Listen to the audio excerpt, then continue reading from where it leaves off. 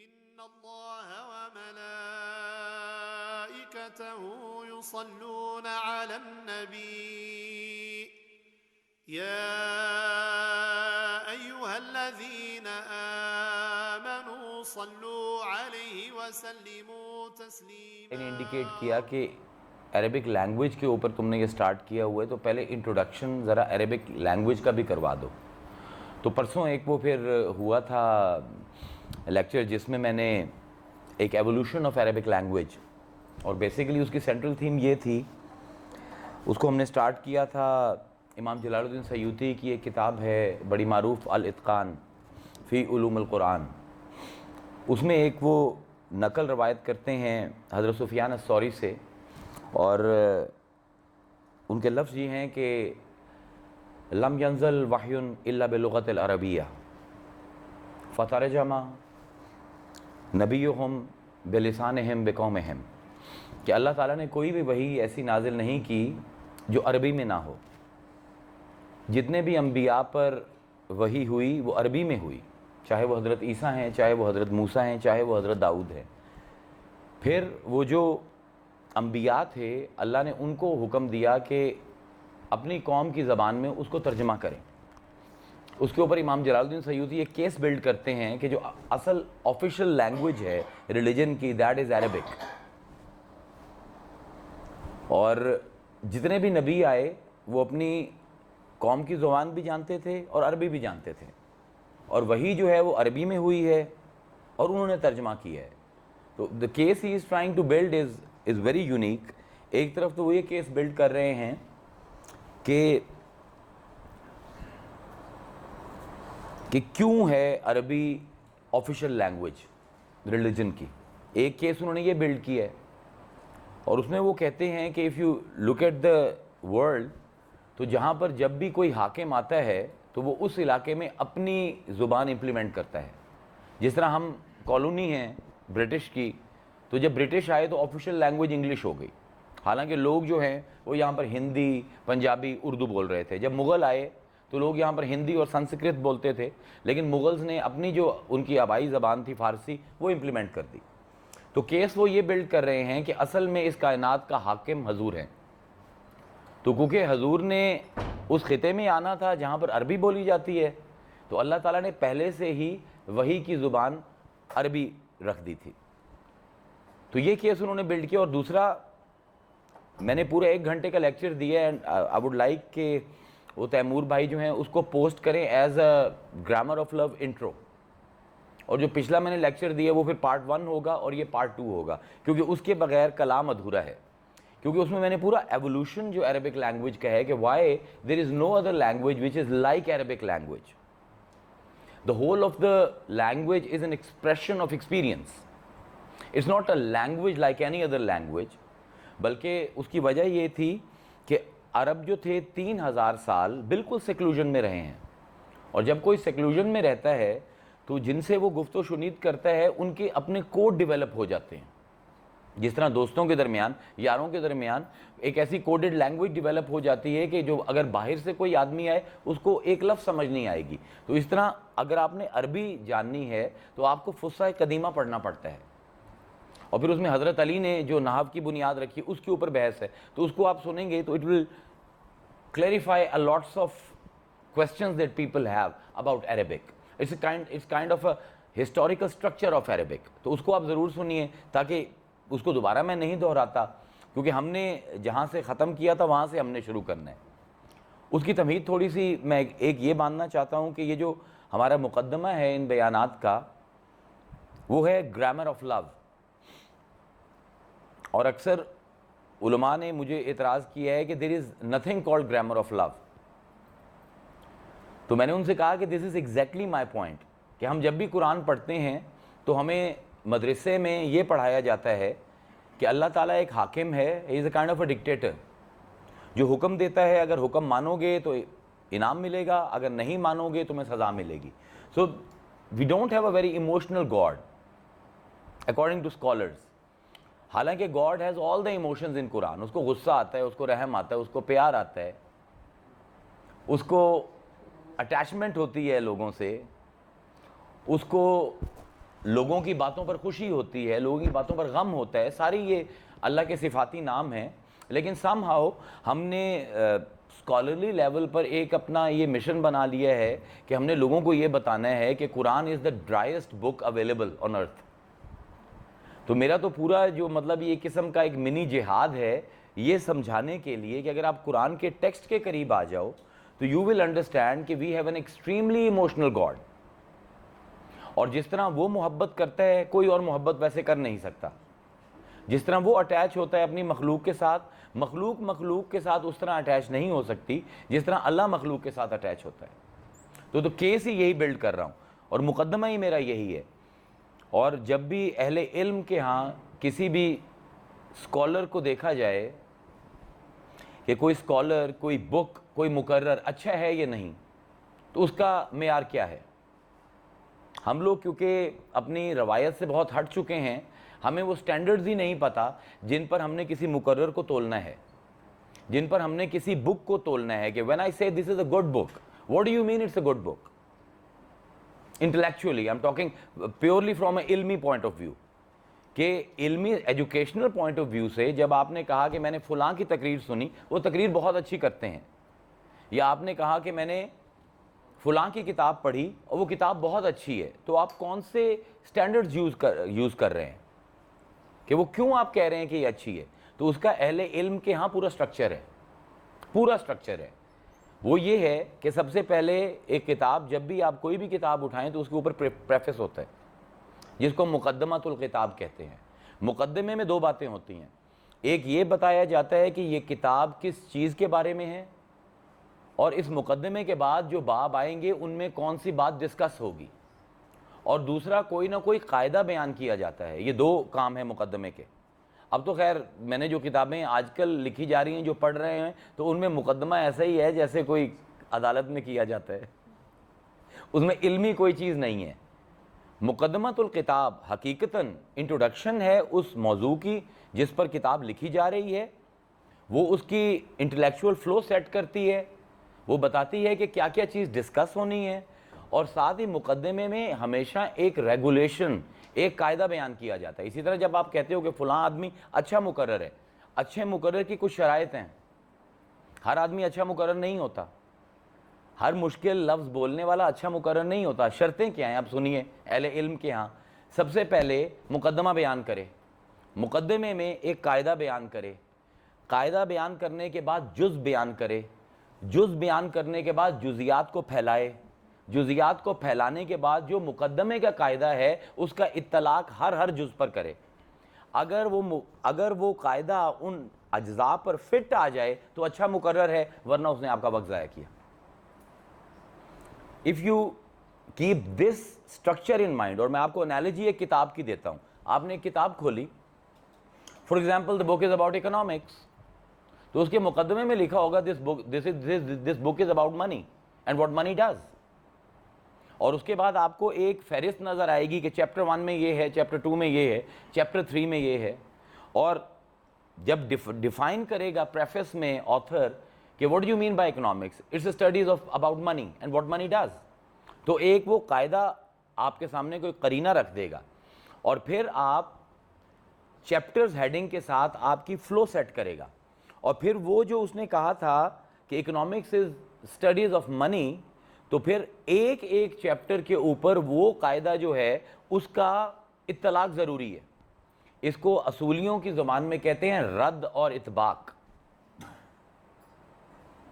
کہ کیا وہ قاعدہ رد ہو رہا ہے جب اس کو جزیات کے اوپر اپلائی کیا گیا ہے, یا اس کا اطباق صحیح ہو رہا ہے. تو ایک اچھا مقرر وہ ہوگا, ایک اچھی کتاب وہ ہوگی جو پہلے بتائے میں نے کیا بتانا ہے, اس کے بعد کوئی قاعدہ مقرر کرے, اس کے بعد جزیات کا بیان ہو, پھر جزیات کو پھیلا دے, اور پھر اس قاعدے کا اطلاق کرے. اگر وہ اس کے اوپر کاپی پیسٹ ہو جائے تو تقریر ٹھیک ہے, ورنہ ضائع ہے.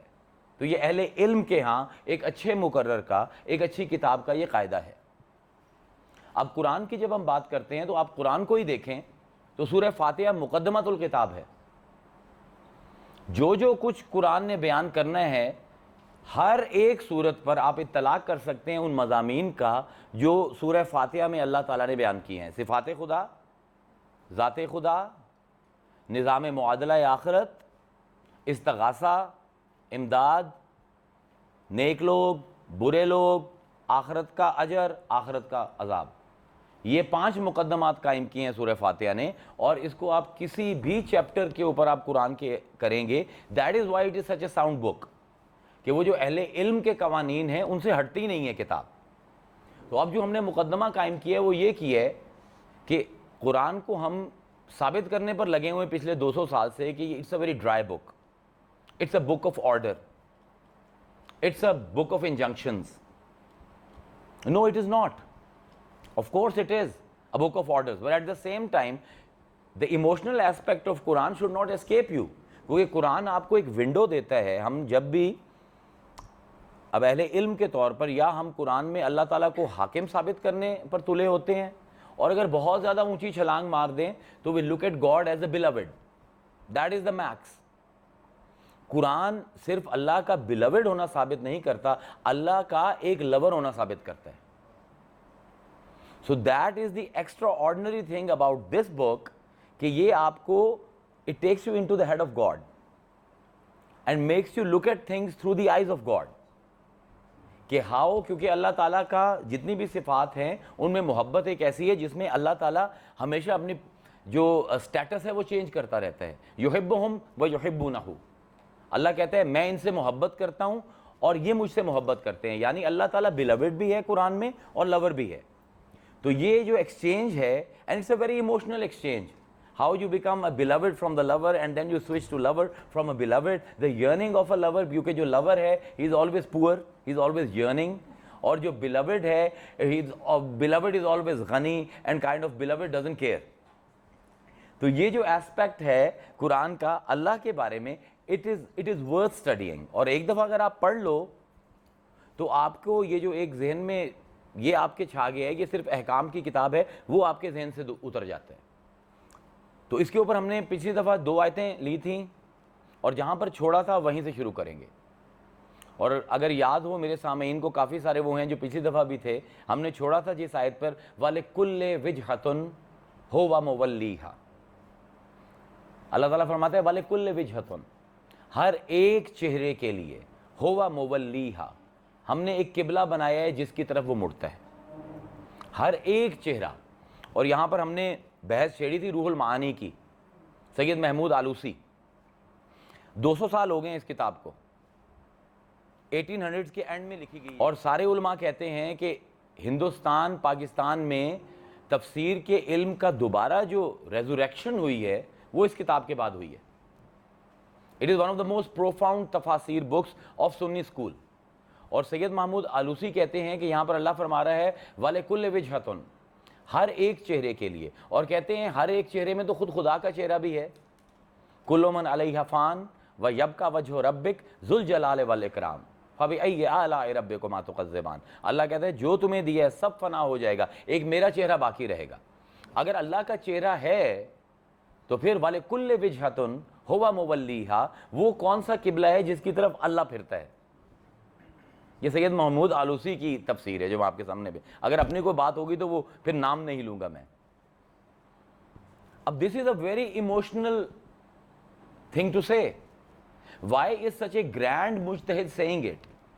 اس کا مطلب ہے کہ something has escaped us as a ummah, کہ ہمیں یہ رومانٹسزم قرآن میں نظر نہیں آتا, ہمیں یہ محبت قرآن میں کیوں نظر نہیں آتی. Something has gone wrong with us as a followers of this book, کیونکہ یہ آدمی کوئی عام آدمی نہیں ہے, سنی فقہ کا بہت بڑا مجتہد ہے, بہت بڑا محدث ہے, بہت بڑا مفسر ہے, جس نے ریوائیو کیا تفسیر کے علم کو. تو وہ کہتے ہیں کہ اگر اللہ کا چہرہ ہے اور ہر چہرے کے لیے قبلہ ہے تو اب یہ بتاؤ کہ اللہ کے چہرے کا قبلہ کون ہے. اینڈ دین ہی کوٹس دی آیت کہ اللہ فرماتا ہے وَاصْبِرْ لِحُکْمِ رَبِّكَ فَإِنَّكَ بِأَعْيُنِنَا. اور وہ کہتے ہیں قبلہ وہ ہوتا ہے جس طرف انسان کا فوکس ہو, جس طرف انسان نظریں کرے, جو آپ کی نگاہ کا, آپ کی توجہ کا مرکز ہو. اور وہ قرآن کی آیت یہ ہے جو انہوں نے کوٹ کی ہے کہ اللہ فرماتا ہے وَاصْبِرْ, صبر کر, لِحُکْمِ رَبِّكَ, اللہ کا حکم آئے گا, فَإِنَّكَ, کہ تو ہے, بِأَعْيُنِنَا, ہر وقت ہماری نظروں میں. اور اس کو کوروبریٹ کرتی ہے بخاری کی حدیث, اسی بات کو کہ جب حضور فتح مکہ پر پہنچے تو حضرت بلال کو حضور نے کہا کہ کعبے کی چھت پر چڑھ کر اذان دے. تو وہ جب کعبے کی چھت پر چڑھے تو انہوں نے کہا کہ یا رسول اللہ جب میں مدینہ میں تھا تو اذان دیتے ہوئے میں خانہ کعبہ کی طرف دیکھتا تھا, اب تو میں خانہ کعبہ کی چھت پر ہوں, اب میں کدھر دیکھوں؟ تو آپ نے فرمایا میری طرف دیکھ. So what is being told here, آپ دو آیتیں قرآن کی لیں اور یہ حدیث اکٹھی کریں, کیونکہ جب تک آپ یہ حدیث اور قرآن کو اکٹھا کرنا نہیں جانتے, کیونکہ آپ سے کہہ رہا ہوں نا کہ قرآن کی جو پرابلم ہے وہ پرابلم یہ ہے کہ بیان اور ابہام, سم ٹائم اٹس ایمبیگوس. اس کو ہم انگریزی میں جب ٹرانسلیٹ کرتے ہیں تو 4 علم نکلتے ہیں, clarity, ambiguity, summation and explanation. جو عالم یہ 4 آیتوں میں تمیز نہیں کر سکتا قرآن کی, اس کو قرآن پر لیکچر نہیں دینا چاہیے. آپ کو پتہ ہونا چاہیے کہ یہ آیت جو ہے یہ بیانیہ آیت ہے یا ابہام کی آیت ہے. اب یہاں پر ابہام تھا کہ ہر چہرے کے لیے ہم نے کوئی قبلہ مقرر کی ہے, اس کا بیان یہ ہو رہا ہے کہ اللہ کا بھی چہرہ ہے, تو اگر اللہ کا چہرہ ہے تو اب ریکوائرڈ ہے کہ اس کا قبلہ آئیڈینٹیفائی کیا جائے, اور قبلہ وہ ہوتا ہے جس کی طرف نظریں ہوں. اللہ کہتا ہے کہ وَاصْبِرْ لِحُکْمِ رَبِّكَ فَإِنَّكَ بِأَعْیُنِنَا, تو ہر وقت ہماری نظروں میں ہوتا ہے. تو اللہ تعالیٰ کا قبلہ یعنی the face towards which God turns is Muhammad. And why it is so, اس کے لیے میں اگلی آیت پیچ کر رہا ہوں جس کے اوپر ہم نے تفصیل سے آج بحث کرنی ہے, جو میں نے سرنامہ کلام میں آج کے بیان کے مقدمے میں پڑھی ہے, کہ اللہ فرماتا ہے هو الاول والآخر والظاہر والباطن وهو بكل شيء علیم. هو الاول, وہ اول ہے, والآخر وہی آخر ہے, والظاہر وہی ظاہر ہے, والباطن وہی باطن ہے, وهو بكل شيء علیم. اور کیونکہ وہ اول آخر ظاہر باطن ہے, وہ ہر ایک چیز کو جانتا ہے. اب اس کی 2 تفسیریں ہیں اور ان دونوں تفسیروں کو آپ ڈینائی نہیں کر سکتے. پہلی تفسیر یہ ہے کہ یہ آیت اللہ کے بارے میں بتا رہی ہے کہ اللہ اول ہے, اللہ آخر ہے, اللہ ظاہر ہے, اللہ باطن ہے, اور اللہ ہر چیز کا عالم ہے. پہلی تفسیر یہ ہے. دوسری تفسیر ہے, اور وہ مفسر ہیں عبدالحق محدث دہلوی. 1600 سن میں یہ کتاب لکھی گئی ہے, مدارج النبوہ. اور عبدالحق محدث دہلوی وہ ہیں جن کو ہندوستان پاکستان کا معلم اول کہا جاتا ہے. ہم پچھلے 600 سال میں اس پائے کا عالم نہیں بنا سکے. عبدالحق محدث دہلوی کو اگر آپ نے پڑھنا ہے تو آپ ان کی کتابیں پڑھیے اور آپ کو پتہ لگے کہ مجتہد کس کو کہتے ہیں, مفسر کس کو کہتے ہیں, عربی کا عالم کس کو کہتے ہیں. ان کے پائے کا ہم سے 600 سال میں ایک بندہ پیدا نہیں ہوا. یہ ان کی کتاب ہے مدارج النبوہ. اس میں خصوصیات مصطفیٰ کے باب میں انہوں نے یہ آیت لکھی ہے. وہ کہتے ہیں کہ یہ اللہ اپنے بارے میں تو کہہ رہا ہے, ساتھ ساتھ مصطفیٰ کا انٹروڈکشن کروا رہے ہیں. اگر میں جزیات بکھیر کر اس پر اطلاق قاعدے کا نہ کر سکوں, ثابت نہ کر سکوں, تو آپ کہیے گا کہ آپ کا وقت ضائع کر دیا. اللہ کہہ رہے ہیں ان کے مطابق هو الاول, یہ محمد اول ہے, والآخر, یہی آخر ہے, والظاہر, یہی ظاہر ہے, والباطن, یہی باطن ہے, وهو بكل شيء علیم, اور یہ سب کچھ جانتا ہے. اب یہاں پر ہم سب سے پہلے امام بیضاوی کی تفسیر اٹھاتے ہیں. 3-4 تفسیروں کے درمیان شفل کرنا پڑے گا کیونکہ بہت نفیس معاملہ ہے, اور عام لوگوں کو تو یہ ذہن میں ہی نہیں ہے کہ یہ انٹروڈکشن آف مصطفیٰ ہے یہ آیت. وہ تو پہلا جو اعتبار ہے اللہ کا وہی ہر کوئی لیتا ہے. امام بیضاوی کہتے ہیں کہ اس میں 3 واو عاطفہ اللہ نے لگائی ہیں, بیکاز گرامر آف لو ہے تو تھوڑا سا گرامر کا بھی. مفرد اور مرکب یاد ہیں کسی کو؟ اردو گرامر میں پڑھے تھے. مفرد ایک لفظ کو کہتے ہیں جو بامعنی ہو اور اکیلا استعمال ہو, اور مرکب کہتے ہیں کمپاؤنڈ کو, سنگولر اینڈ کمپاؤنڈز. اور کمپاؤنڈ یہ ہوتا ہے کہ 2 بامعنی لفظوں کو آپ ایک حرف عطف کے ساتھ جوڑ دیں. جس طرح ہم انگریزی میں کہتے ہیں light and darkness, first and last. اب فرسٹ جو ہے مفرد ہے, اٹس 1. فرسٹ اینڈ لاسٹ جب آپ نے اینڈ کے ساتھ ان دونوں کو جوڑا تو یہ کمپاؤنڈ ہو گیا, 2 بامعنی لفظ ہو گئے اکٹھے. تو امام بیضاوی کہتے ہیں کہ جو پہلی واو ہے یہ مفرد کی مفرد پر عطف ہے, جو تیسری واو ہے وہ بھی مفرد کی مفرد پر عطف ہے, اور جو دوسری واو ہے وہ مرکب کی مرکب پر عطف ہے. اب 725 سال ہو گئے اس تفسیر کو لکھے ہوئے. کوئی مائی کا لال مجھے آ کر بتائے کہ یہ بحث کیا ہو رہی ہے. اگر آپ نے فلسفہ نہیں پڑھا ہوا, کلام نہیں پڑھا ہوا, تو آپ ان کی بحث بھی نہیں سمجھ سکتے. پہلے میں ایکسپلین کر دیتا ہوں ان کے لفظوں میں, and then I will give you an analogy after 15 minutes to drive the point home جو وہ بتانا چاہ رہے ہیں. ہوول اول والآخر, پہلی واو آئی, وہ اول ہے وہ آخر ہے. مفرد کا مفرد کو ساتھ جوڑ دیا, اول اور آخر کو ساتھ جوڑ دیا. پھر کہا الظاہر والباطن, ظاہر ہے اور باطن ہے, مفرد کو مفرد کے ساتھ جوڑ گیا. پھر دونوں مفردوں کو جوڑا, اول اور آخر کو ایک کیا اور ظاہر اور باطن کو ایک کیا, اور پھر واو بیچ میں لگائی, ہوول اول والآخر والظاہر. یہ دوسری واو یہ مرکب کمپاؤنڈ کو کمپاؤنڈ کے ساتھ جوڑ رہی ہے. اس سے دو مقدمے بنیں گے لاجک کے.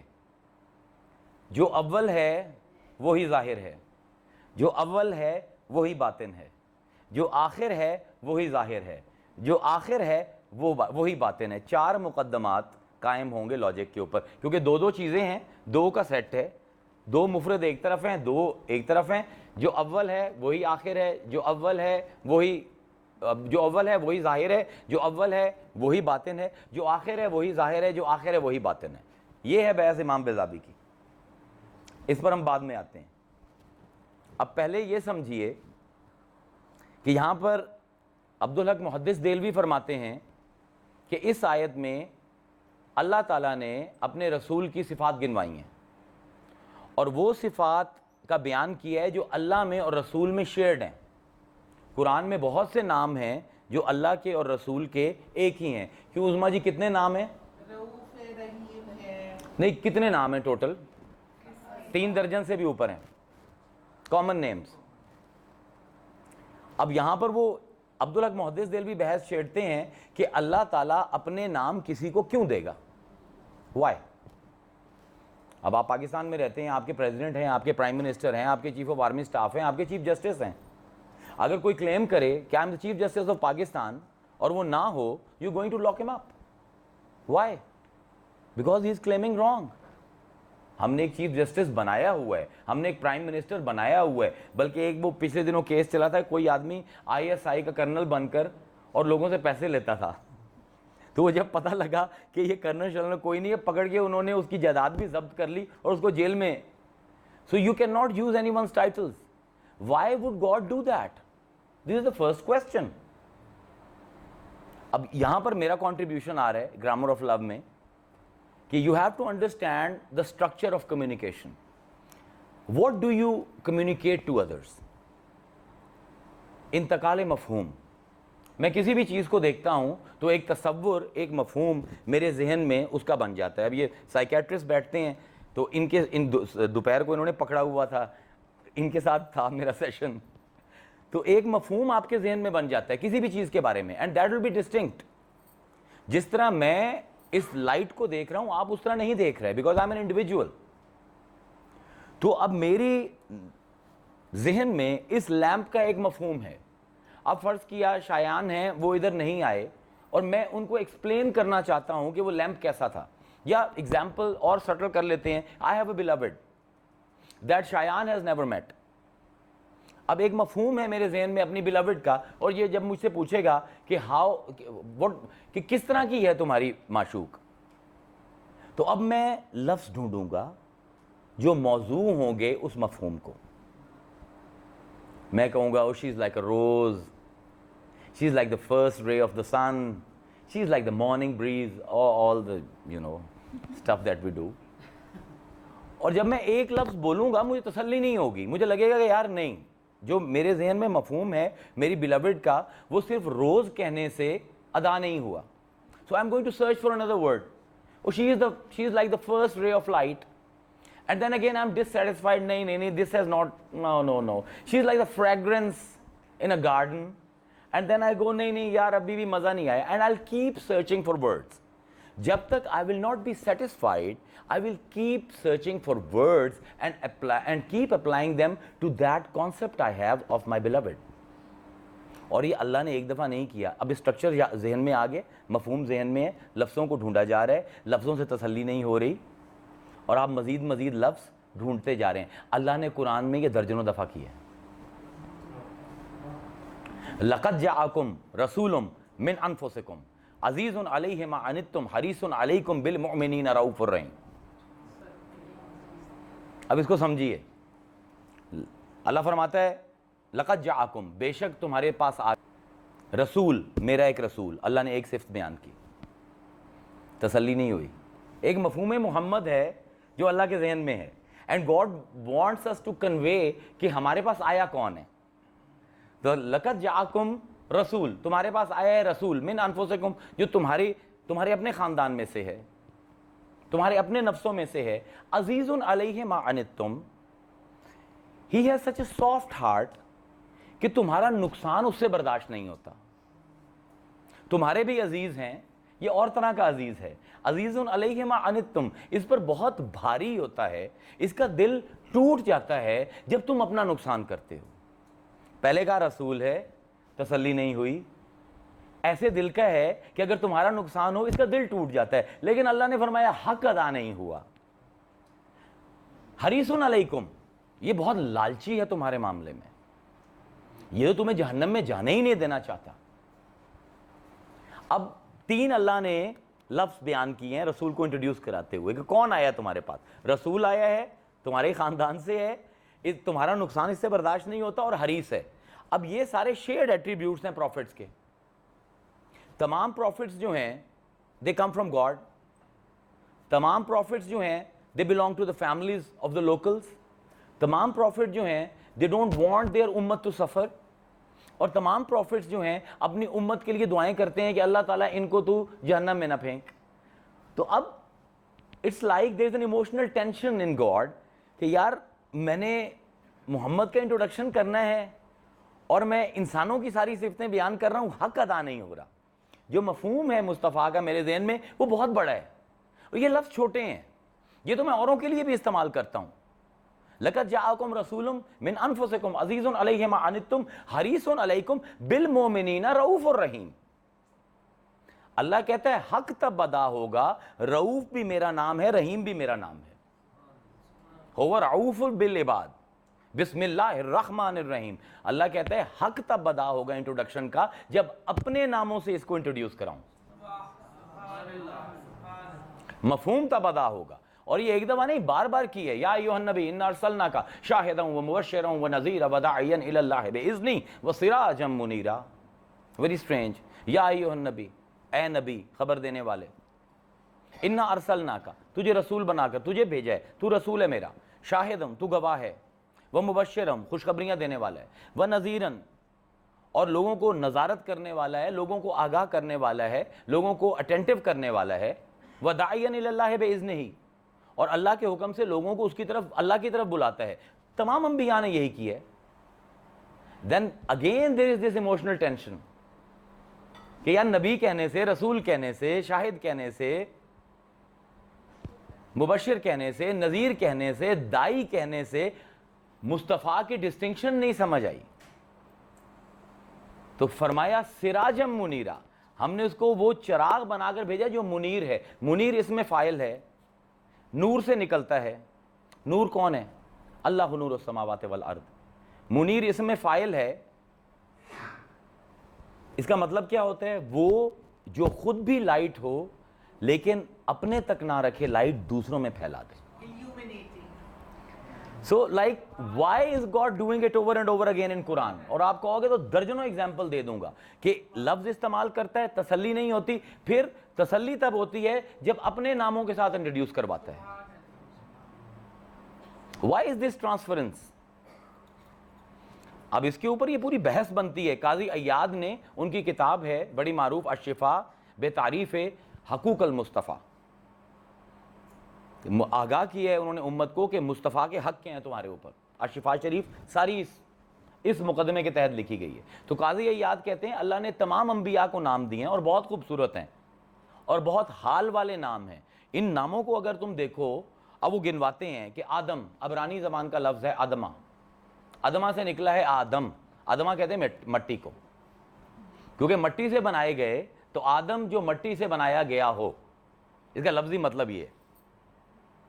کیونکہ اللہ فرماتا ہے وَإِذْ قَالَ رَبُّكَ لِلْمَلَائِكَةِ إِنِّي خَالِقٌ بَشَرًا مِّن صَلْصَالٍ مِّنْ حَمَإٍ مَّسْنُونٍ فَإِذَا سَوَّيْتُهُ وَنَفَخْتُ فِيهِ مِن رُّوحِي فَقَعُوا لَهُ سَاجِدِينَ کہ میں اس کو مٹی سے بنا رہا ہوں. تو آدم مٹی سے بنایا ہوا. تو قاضی عیاض کہتے ہیں بالکل صحیح نام ہے.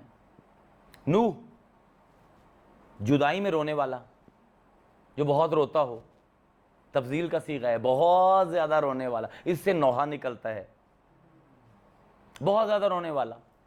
Because he lived so long, 1400 years, it's a long long time, and he really missed God, so he used to cry a lot in the night for God. تو اس مناسبت سے ان کا نام نوح ہو گیا.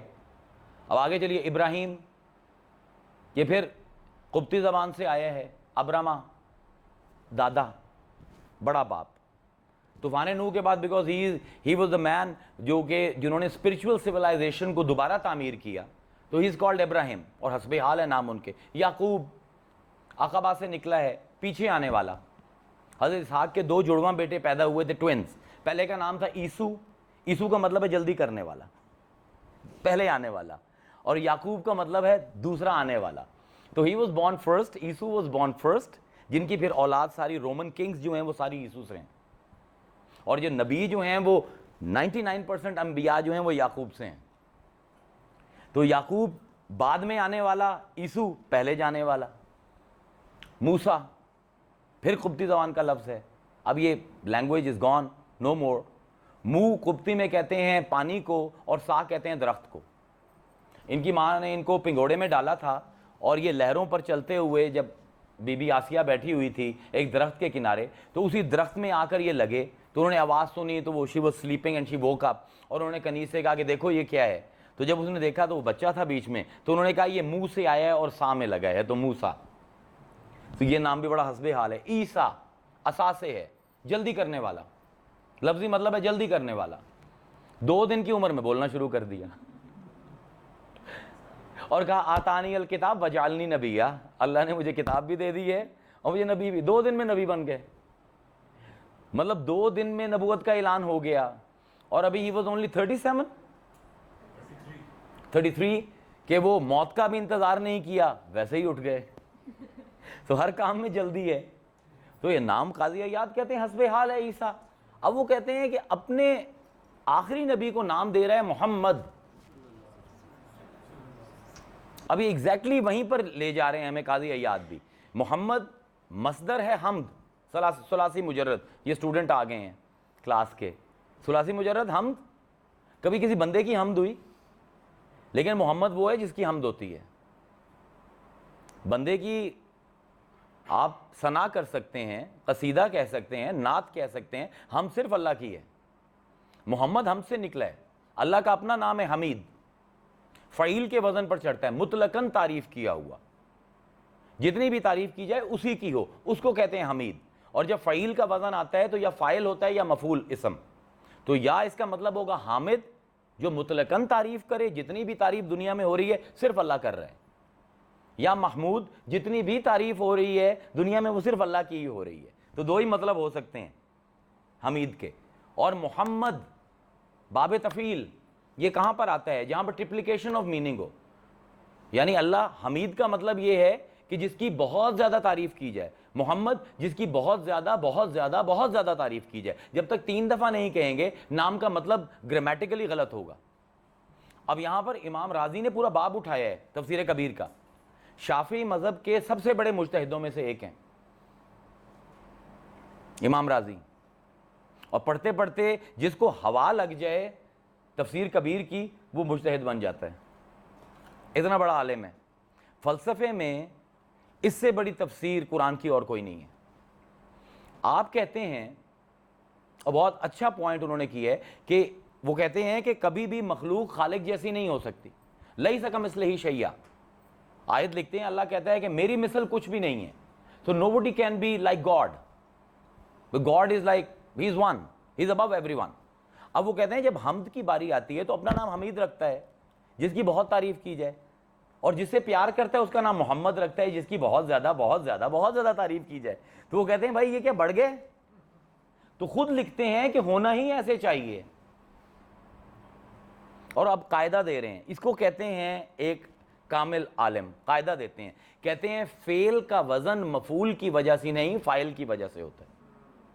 بہت خوبصورت قاعدہ ہے, اور اس کی مثال ان کی زبان میں جو انہوں نے دی ہے کہ فرض کیا ایک کلہاڑی ہے اور ایک درخت ہے, اور 4-5 سال کا بچہ ہے, اس کے ہاتھ میں کلہاڑی دو, اسے کہو درخت کو کاٹو, وہ درخت کو مارے گا, کتنا ہے کہ اس میں زور ہے, آدھا انچ اندر چلی جائے گی, چند سینٹی میٹر اندر چلی جائے گی کلہاڑی.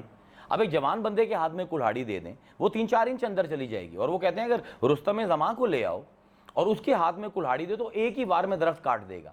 اب کلہاڑی بھی وہی ہے, فعل بھی وہی ہے, بات یہ ہے مار کون رہا ہے. وہ کہتے ہیں اللہ کی تعریف کون کرتا ہے؟ مخلوق کرتی ہے, ہم کرتے ہیں. اب مخلوق کے عمل میں 2 پرابلمز ہمیشہ رہیں گی, ایک ہے تجدد اور ایک ہے حدوث.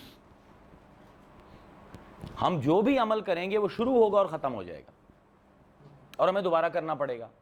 صبح ناشتہ کرو, بھوک ختم ہو جاتی ہے, لیکن تجدد وارد آتا ہے, دوپہر کو پھر کھاتے ہیں, اور دوپہر کو کھایا تو پھر تجدد وارد آیا, رات کو پھر کھایا. اور میں نے اب تقریر شروع کی ہے, کتنی دیر بول لوں گا؟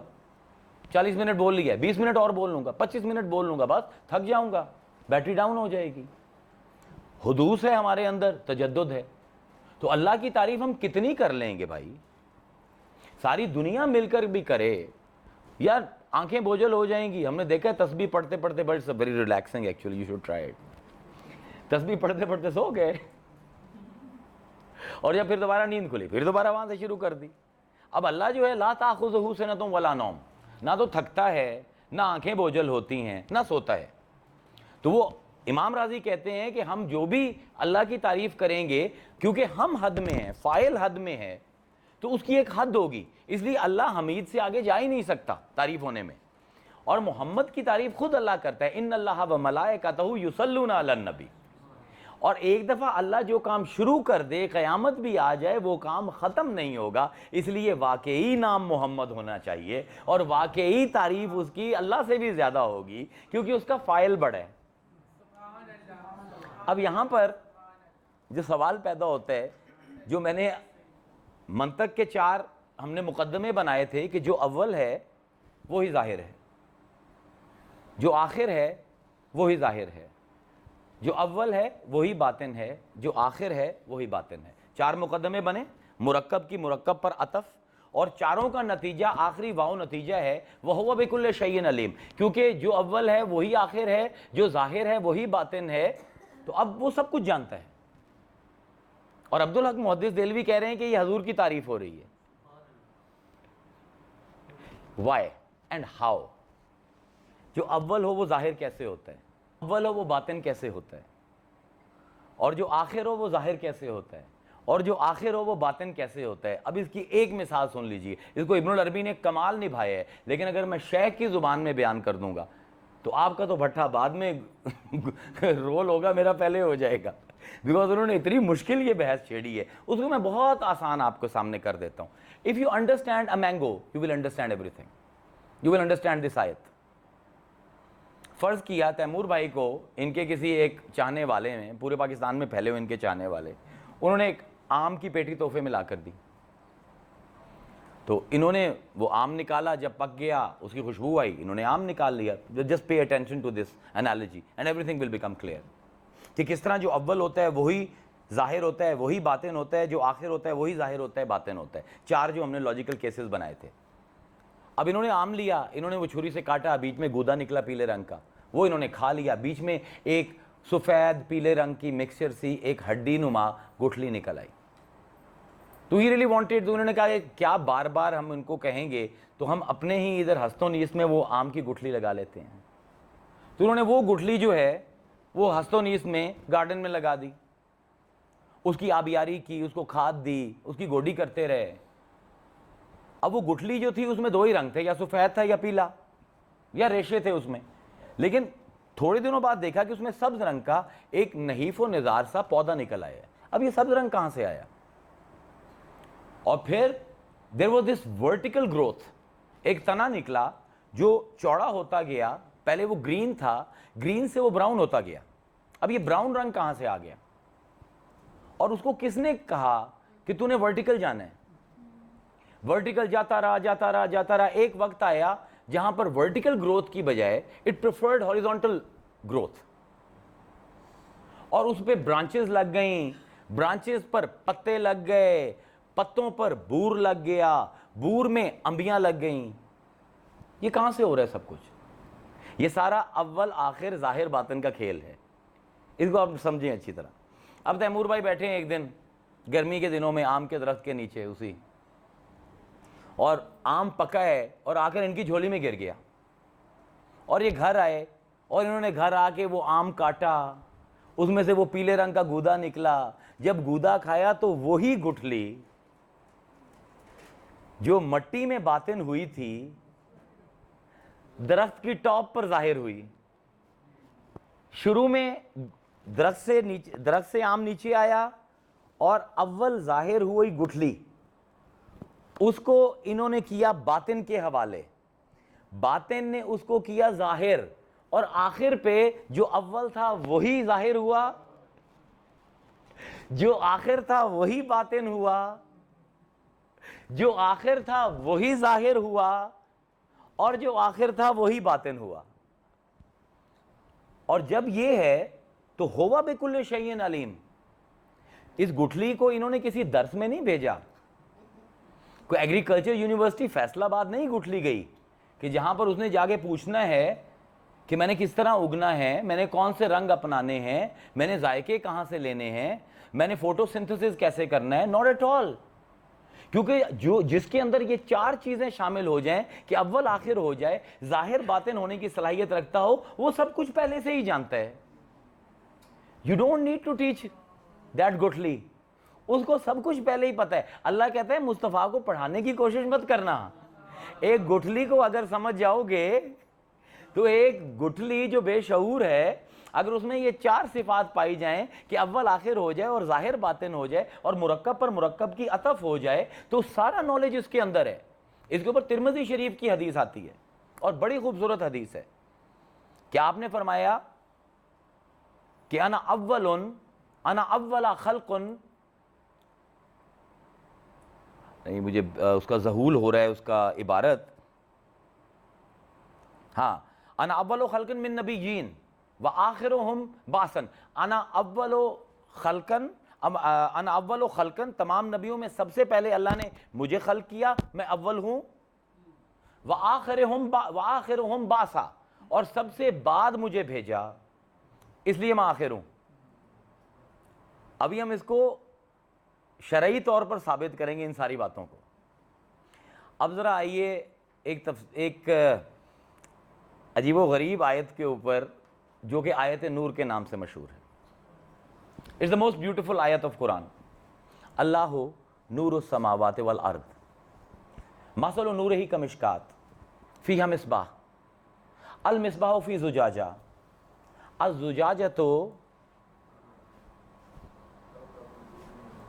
دیکھیں نکل رہا ہے نا، اتنی خوبصورت ہے، ہر ایک کے منہ سے نکلتی ہے. کأنہا کوکب دری یوقد من شجرۃ مبارکۃ زیتونۃ لا شرقیۃ ولا غربیۃ. اللہ کہتا ہے کہ اللہ نور السماوات والارض، میں نور ہوں آسمان اور زمین کا، اور میری مثال اس طرح ہے جس طرح ایک نیش ہو، اور اس نیش کے اندر ایک چراغ ہے، اور وہ چراغ ایک شیشے کے اندر ہے، اور اس کا شیشہ اتنا چمکدار ہے جیسے چمکتا ہوا ستارہ، اور اس میں جو تیل ڈالا جا رہا ہے نہ وہ مشرقی ہے نہ وہ مغربی ہے، اور وہ بڑا مبارک تیل ہے. اب یہ لگتا یہ ہے کہ اللہ اپنے آپ کو انٹروڈیوس کرا رہا ہے. اب امام بیضاوی نے اس پر بحث چھیڑی ہے کہ اللہ نے اپنے آپ کو انٹروڈیوس کرایا ہی نہیں. ایسے ہی نہیں نام 700 سال زندہ رہتے. اور انہوں نے عقلی دلیل دی ہے کہ اللہ فرما رہا ہے لیس کمثلہ شیء، میری مثال کچھ ہے ہی نہیں کائنات میں. جب میری مثال نہیں ہے تو اب کہہ رہا ہے اللہ نور السماوات والارض. تو یہ نور کا لفظ اس معنی میں استعمال ہو ہی نہیں سکتا جس معنی میں ہم استعمال کرتے ہیں. آپ فرماتے ہیں کہ نور جو ہے وہ کیفیت فائزہ ہے. کیفیت فائزہ اس کو کہتے ہیں جو خود نہ ہو، کسی اور کی وجہ سے ہو. آپ نے فرمایا نور کے لیے وعدے کا وعدہ کرنا ضروری ہے. اس کو میں سمجھاتا ہوں. Let me give you an example. مثلاً ایک آدمی ہے، جس طرح میں ہوں، کوئی عالم صاحب ہیں اور وہ لوگوں کے گھروں میں جاتے ہیں اور لوگ ان کو سامنے پھل شل بہت رکھتے ہیں، تو فرض کیا اس وقت تک there is no knife in the world.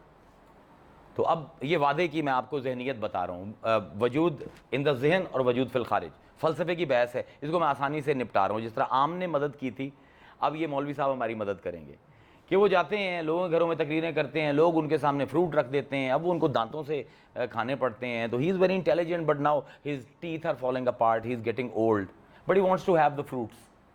تو ان کا ذہن چلتا ہے کہ یار I should have something to cut this fruit with. اب یہ وعدے کا ذہن ہے. When you want to create something, because you need to actualize it. اب وہ کہتے ہیں کوئی ریزر بنایا جائے، وہ ایک بلیڈ بنا لیتے ہیں. اب وہ کہتے ہیں کہ یار یہ بلیڈ تو میں نے بنا لی ہے اور اس بلیڈ سے یہ فروٹ بھی کٹ جاتے ہیں، لیکن مسئلہ یہ ہے کہ میں تو I am always so mobile, I am always travelling, تو ایسا چاقو کا کوئی ایسا کام کروں کہ جیب میں ڈالوں تو جیب نہ کاٹے، لیکن جب فروٹ کے اوپر آئے تو اس کو کاٹ دیں. تو وہ ایک کھوکھلا سا شیل بناتے ہیں اس کی شکل کا، اوپر سے لیور بناتے ہیں، اور جب وہ اس کو پیک کرتے ہیں تو بلیڈ اس کے اندر چلا جاتا ہے. اب وہ محفوظ ہو گیا، جیب میں ڈالا، جیب نہیں کٹی، اور جب سامنے فروٹ آیا اس کو کھولا اور اس کو کاٹ دیا. یہ واضح اور وضع کا فلسفہ ہے، کیفیت فائزہ ہے. اب ان کے ذہن میں ایک چاقو کا تصور تھا، وہ ایکچولائز کب ہوا؟ جب انہوں نے وہ چاقو بنا لیا اور اس سے فروٹ کاٹ لیے، تو یہ اس کی وضع سٹارٹ ہو گئی. اب اللہ فرما رہا ہے اللہ نور السماوات والارض، اللہ آسمان اور زمین کا نور ہے. ہم جب بھی نور کا تصور کریں ہمارے ذہن میں نیرین آتے ہیں. نیرین، two sources of light, moon and the sun. نور کا اپنا وجود نہیں ہے کائنات میں، یا سورج ہمیں نور دیتا ہے یا رات کو چاند سے ریفلیکٹ ہو کر نور ہم تک پہنچتا ہے. اب اگر یہاں پر اندھیرا کمرہ ہو تو I would say switch off the bulb. Why? Because I know کہ نور doesn't exist on its own. If I will switch on the light, بجلی جائے گی اور وہ بلب سے اخراج ہوگا روشنی کا. تو امام بیضاوی کہتے ہیں کہ ذرا عقل سے کام لو، اللہ کے لیے نور کا لفظ اس معنی میں استعمال ہو ہی نہیں سکتا. اللہ کسی سے نہیں نکلا، اس لیے آگے اللہ کہہ رہا ہے مثل و نور ہی، میں اپنے نور کی مثال پیش کر رہا ہوں، اپنے نور کا نہیں بتا رہا. I am not introducing myself, I am introducing somebody who is from my light.